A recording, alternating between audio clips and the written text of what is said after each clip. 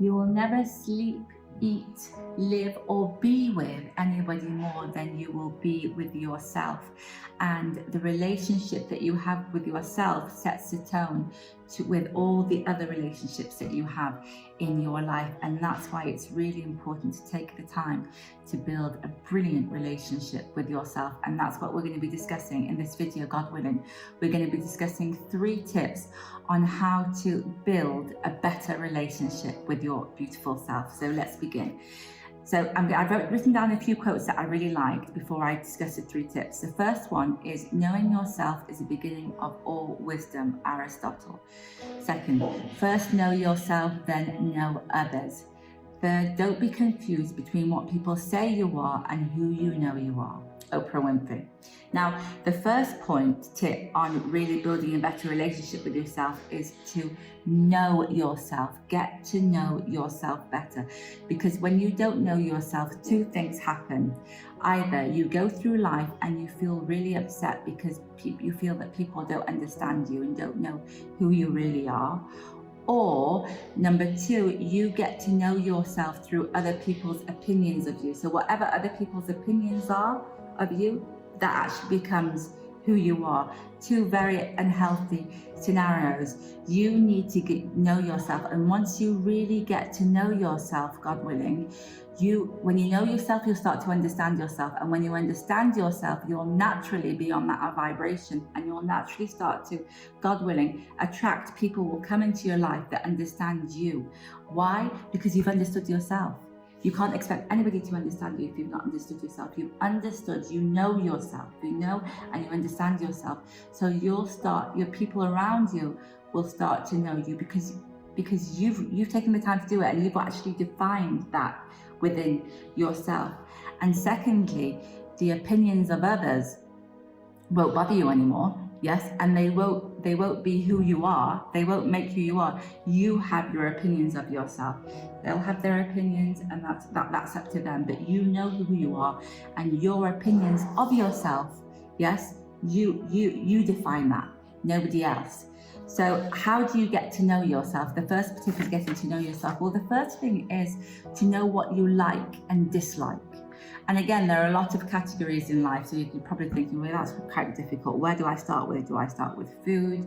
Do I start with clothes? Where do I start with? Well, I would start with the 3rd most important relationship you'll ever have in your life, which is time.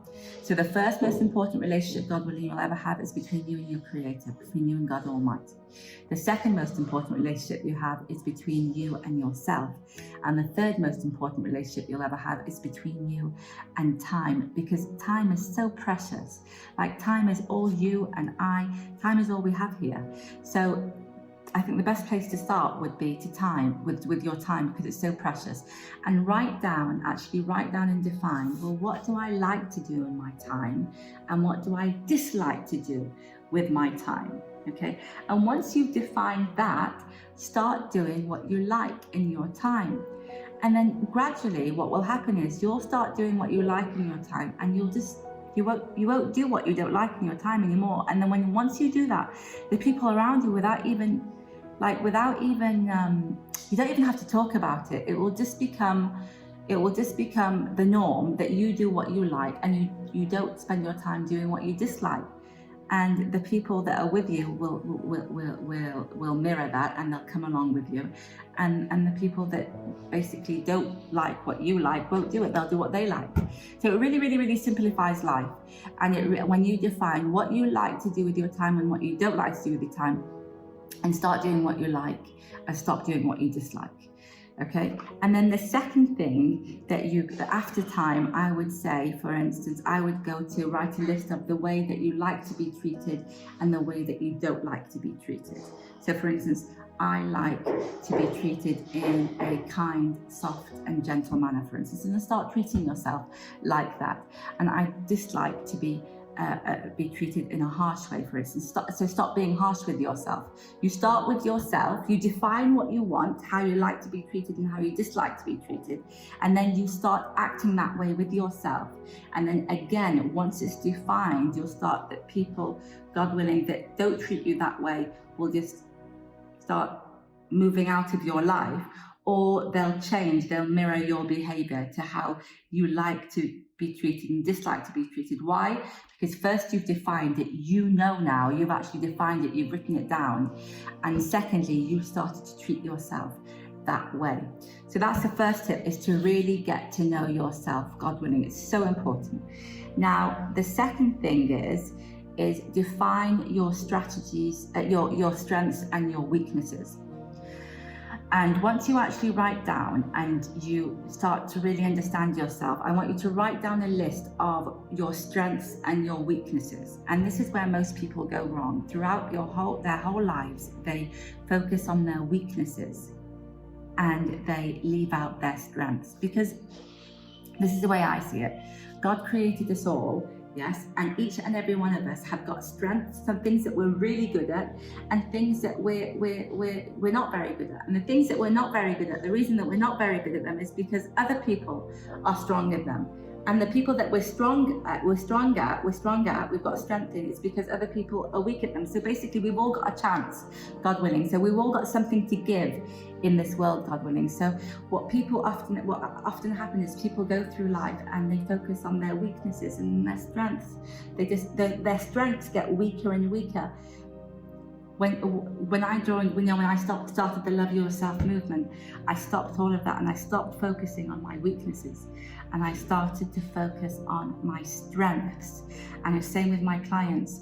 We actually define the strengths and the weaknesses, their strengths and their weaknesses, and we leave their weaknesses to a side and we focus on their strengths. And what happens is, when you focus on the strength, because you're naturally strong at this thing, it grows, and your strengths take up the majority of your life. And your weaknesses, because you've not focused on them, they're just literally pushed to the side, and they're not focused on anymore. Your focus is on your strength, and it really improves the quality of your life.